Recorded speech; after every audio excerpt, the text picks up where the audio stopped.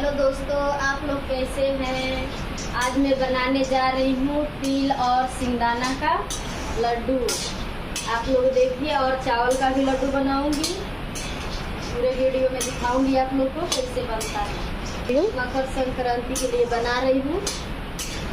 आप लोग भी आइएगा खाने मेरे घर पे। तो मैं रख दी हूँ पाक करने के लिए गुड़।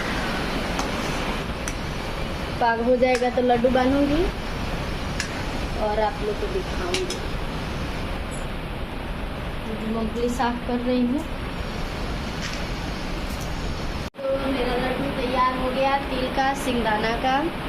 आप लोग कमेंट में बताइए कैसा है, आप लोग को पसंद है कि नहीं। मेरे वीडियो को ज़्यादा से ज़्यादा शेयर कीजिए, लाइक कीजिए, कमेंट कीजिए और फॉलो कर लीजिए, सब्सक्राइब भी कीजिए।